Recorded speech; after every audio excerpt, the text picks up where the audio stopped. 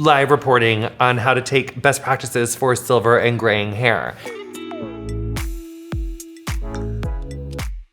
Welcome back to our channel. My hair is gorgeous. You're gorgeous. I'm so glad that we found each other. I missed you. Or maybe if you've been binging our channel, maybe you don't miss me. Maybe you've been sitting with me all morning, afternoon, or night. And in that case, thanks for coming back. If you're new here, we love you. Welcome. We're gorgeous. We're stunning. I know. It's just so much pressure being so attractive, but that's not what we're talking about. Today, we're talking about the 9 ways to take the best care of your silver or gray hair.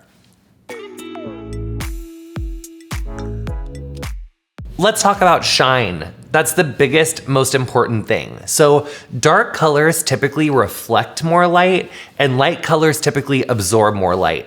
That's why when people go blonde or they have bleach and tones, like once your hair goes blonde, it's harder for it to be as shiny because just by the nature of color, dark reflects more than light does. So when our hair goes silver or white, that is going to tend to absorb more color than it's going to reflect. So that typically is kind of what makes gray or silver hair appear a little bit dull or a little bit like not as healthy or not as vibrant because it's like lacking that luster, it's lacking some shine.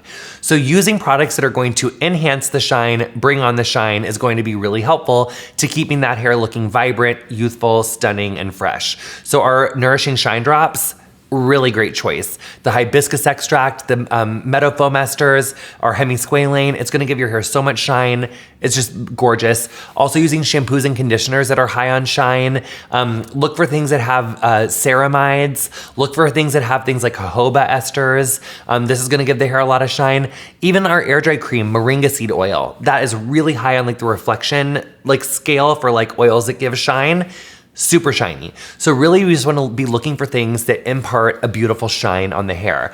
And the tricky thing with that is, and really for all silver graying hair, a lot of times people will say like, oh, well, like, what do I do for silver or gray hair? Part of today's video is that I'm trying to teach you like the things that happen to silver or gray hair, because not everything is gonna be marketed to silver or gray hair, but actually there's a lot of products that will be really good for you, but they might not just say for silver or gray hair. So like a spray on shine or like a shine, like a hair oil that's gonna give you more shine, that's gonna be really good for silver or gray hair, even if it doesn't say for silver and gray hair. You know what I'm saying?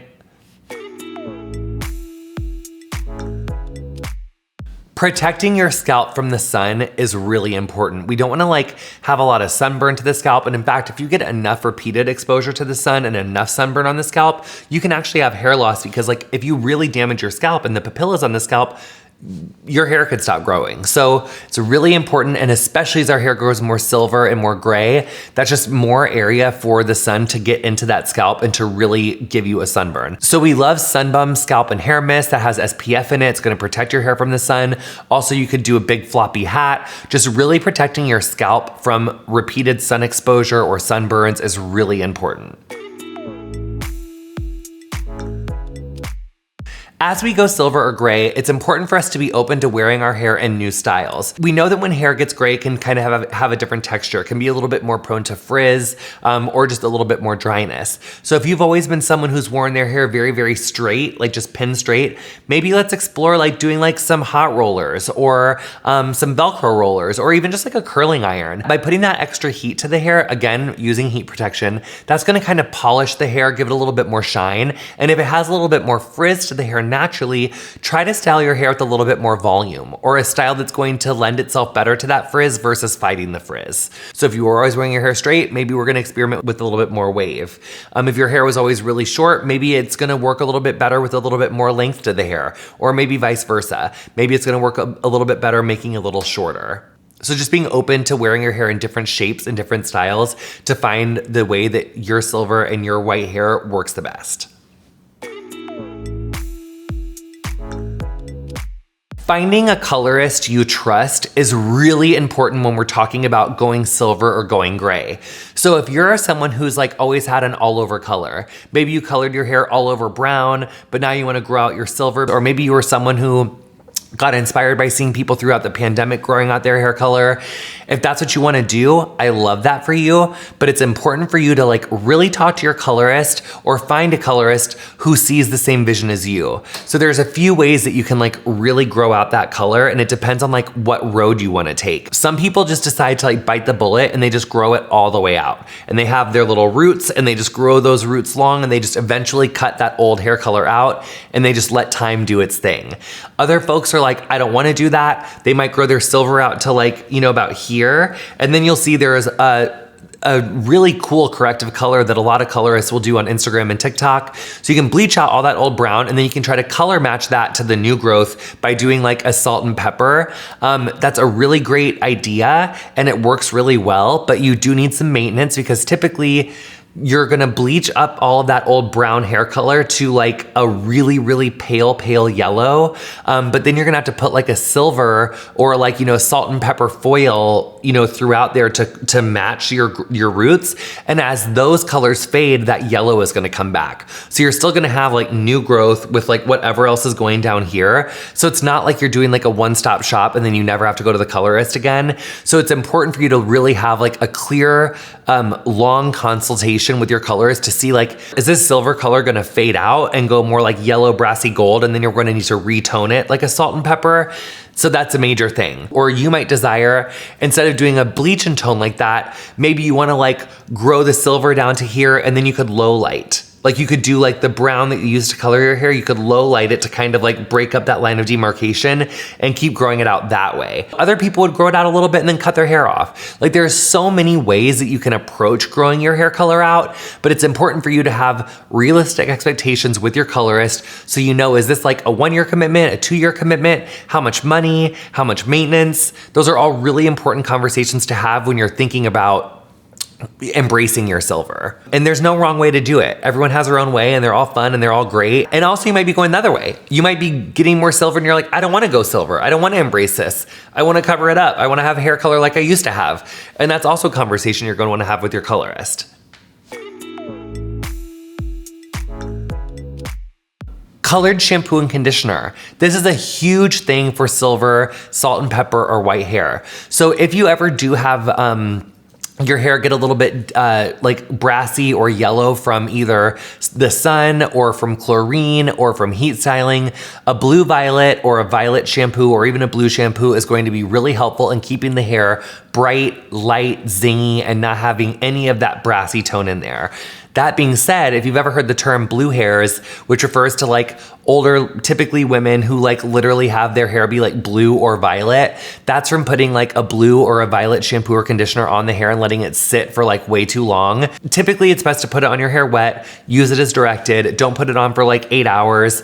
And also there can be another thing where if you use them too much, it can create like just more darkness in the hair. It can make it appear a little darker because blue and violet are an ashy color, and ashier colors tend to absorb more light than they reflect. So it's important for you to like, if you do too much, you can actually make the hair violet or blue or a little bit darker. So use as directed. Once a week is good. And even that can be too much. So once a week, once every other week is gonna be perfect for you. But we love colored shampoo and conditioners for people with white and silver hair. It's really helpful. Also really helpful for like redheads. It's like a different video, but like just blue violet shampoo and conditioner, really good to keep your silver hair really bright and zingy. This is really important. Heat styling safely. So if you look at Gorgeous Tan France in our season of New Orleans, there is this moment where he has a little bit of like a yellow cast to some of his beautiful silver hair. And what happened there was he was on set and someone blew his hair with like a round brush and then a curling iron, and there wasn't heat protectant on there, and it kind of burned his hair and it made it go yellow. So if you have really white hair or really silver hair and you heat style on it with no heat protection, you can actually singe the hair so that it actually goes like kind of a goldeny, like yellow like brass color. So that's a really big thing. And also that can happen from the sun.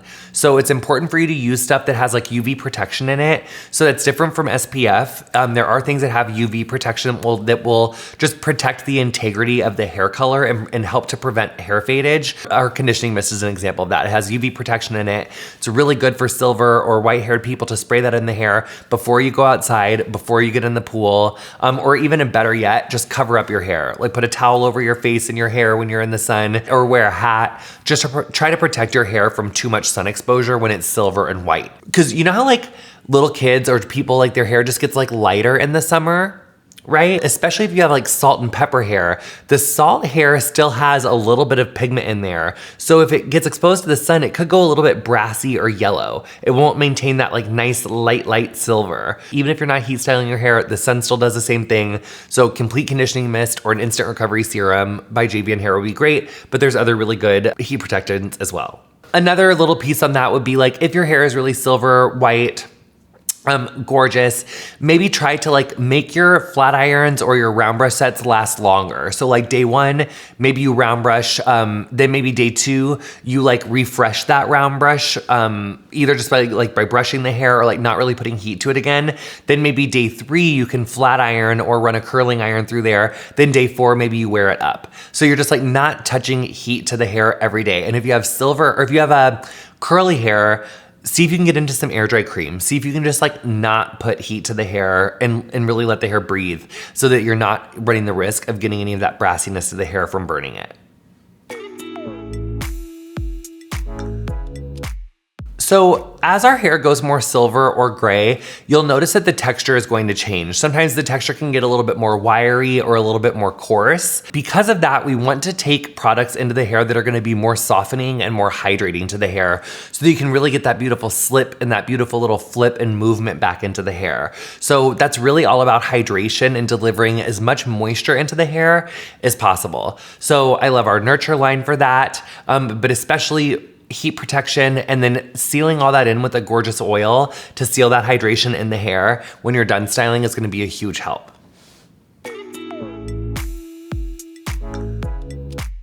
Because silver hair can be more prone to frizz and just more overall dryness, it's really important for us to take even better care of our hair at nighttime when we sleep. So a silk pillowcase, really important. That's gonna help prevent the hair from getting as frizzy and as brittle. And also maybe putting a little bit of like a heat protectant in your hair before you go to sleep. So doing like a little bit of instant recovery serum on your ends, a little bit of complete conditioning mist, not so much that the hair is like wet, but just putting a little bit of a buffer on the hair before you put it up and go to bed. Again, loose ponytails. We don't want to do tight ponytails to go to sleep because you don't want that tension on the hair shaft, but you do want to loosely gather the hair on top of your head with a silk scrunchie to keep your ends away from your body heat, which is also going to help keep the hair less frizzy. Embracing our age, embracing aging. We live in a society that says that we should be afraid of aging, that people aren't gonna celebrate you as you age, that we need to be afraid of what happens, and I think aging is a privilege. I'm excited about aging. I'm so excited that I get to be here, that I get to experience this life. I think it's amazing. So when we're talking about silvers or grays, if you can embrace your process, embrace who you are, love who you are, celebrate that you even have hair, that you get to express yourself with and you get to style, and even if that means that you want to cover up your silver, embrace that. But just know that it's about how you want to present and love how you are and love who you want to be. Whether that means embracing your silver or not embracing your silver, there's no wrong way. You get to be who you get to be. You get to celebrate who you are. And that once we celebrate who we are and we view this as really just like expression, everything else becomes a lot more fun because it's not about convincing other people to think we're beautiful. It's about knowing that we're beautiful and expressing ourselves accordingly.